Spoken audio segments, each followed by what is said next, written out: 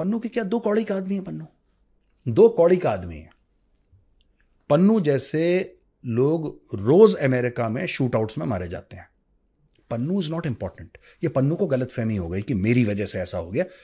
कम पढ़े लिखे लोगों के साथ ये प्रॉब्लम होती है, दे डोंट अंडरस्टैंड। ये मेच्योरिटी इनकी नहीं हो पाती इतनी, वो अपने आप को खुदा समझने लगते हैं। Pannu is not important. Pannu एक, अगर आपने मछली पकड़ी होगी तो आपने देखा होगा ना कि केंचुए को डाल देते हैं कभी हुक में, केंचुए को डाल देते हैं बड़ी मछली पकड़ने के लिए। पन्नू वो केंचुआ है,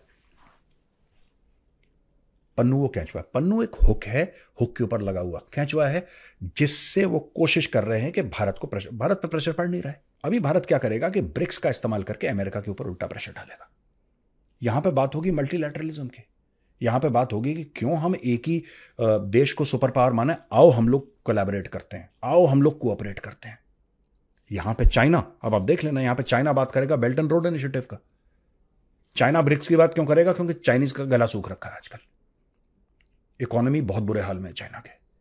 और यार आप जितने भी शौक पालो, जितने भी शौक पालो, आपके जो भी लाइफ में शौक हो, राइट, कि मुझे ये करना है, मुझे ये खरीदना है, सारे शौक तब तक ठीक लगते हैं जब तक आप पैसे कमा रहे हैं। जब तक आप खजूर कमा रहे हैं तब तक सारे शौक ठीक लगते हैं। जिस दिन आपके पैसे कम हो गए वही शौक आपको सर पे भारी लगेंगे। तो ये जो शौक पाला ना इसने बेल्ट एंड रोड का, अब इनके लिए बहुत जरूरी है कि लोग इसका हिस्सा बन जाए। और ये बाकी सारे देश बन रखे हैं, भारत नहीं बन रहा। भारत उल्टा चाइना के ऊपर प्रेशर डाल रहा है। अगर तुम चाहते हो कोऑपरेशन तो ये तुमने जो ड्रामा कर रखा है लाइन ऑफ एक्चुअल कंट्रोल में, खत्म करो इसको, खत्म करो इसको भाई, वरना हमारी फौजें भी खड़ी नहीं है। कमजोर मत समझना, ये 2024 का भारत है, मुंह खोलोगे ठोक देंगे। अब ये सब दोस्तों बातें चल रही हैं और सारे लोग, ये मल्टीपोलर वर्ल्ड बन चुका है एक्चुअली। तो ये जो ब्रिक्स का समिट है बड़ा इंटरेस्टिंग है, क्योंकि यहां पे पुतिन भी होंगे, वहां पे शी जिनपिंग भी होंगे, और अपने मोदी जी तो होंगे, बाकी भी हेड ऑफ स्टेट होंगे। लेकिन पुतिन ने एक बहुत बड़ी बात कह दी, पुतिन ने तारीफ कर दी, बोला कि मोदी जी सिर्फ एक ही हेड ऑफ स्टेट हैं पूरी दुनिया के जो ये कोशिश कर रहे हैं कि यार ये लड़ाई खत्म हो जाए। आप ये छोटी सी क्लिप देखिए आप।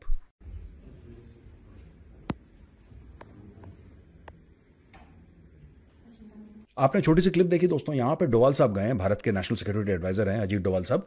ये गए पुतिन से मिलने के लिए, और पुतिन से मिलने के लिए ये गए, इन्होंने एक पीस प्लान दिया है कि ये शांति का प्लान है।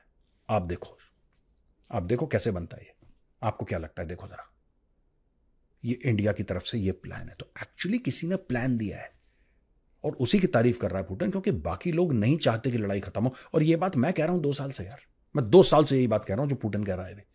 ये नहीं चाहते, जेलेंस्की नहीं चाहता लड़ाई खत्म हो। जेलेंस्की पैसे कमा रहा है मोटे यार।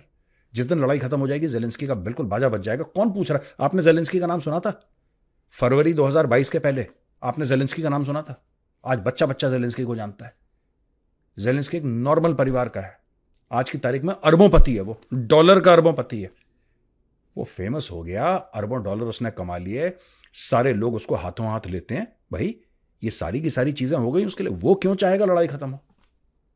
जिस दिन लड़ाई खत्म हो गई, पैसा आना बंद हो जाएगा, वापस गुमनामी की जिंदगी में, फिर उसके पास पूरा बिखरा हुआ टूटा फूटा यूक्रेन, टूटा फूटा यूक्रेन, उसको संभालना है जेलेंस्की को, राइट? क्योंकि इतनी बमबारी हो गई है, रिकंस्ट्रक्शन।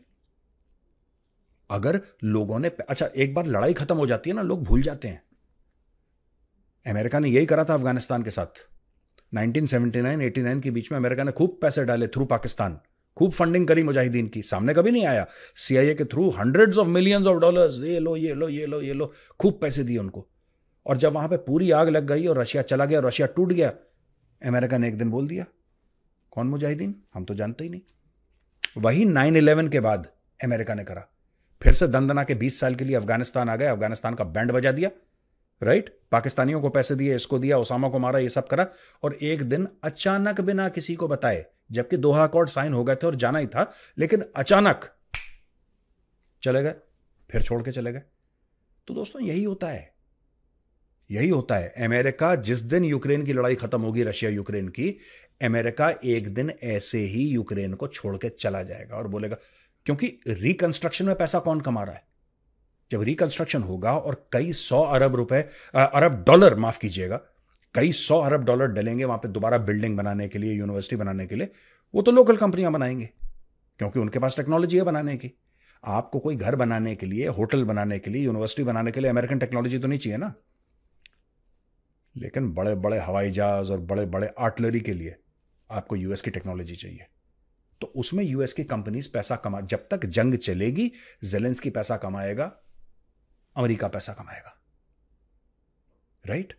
जब जंग बंद हो जाएगी तो कौन जेलेंस्की, कौन अमेरिका, बाय बाय। ये होने वाला, ये जेलेंस्की को पता है। यही बात कह रहे हैं व्लादिमीर पुतिन कि सिर्फ मोदी जी हैं जो चाहते हैं जंग खत्म हो जाए। नेटो नहीं चाहता, नेटो चाहता है बढ़ती चली जाए जंग।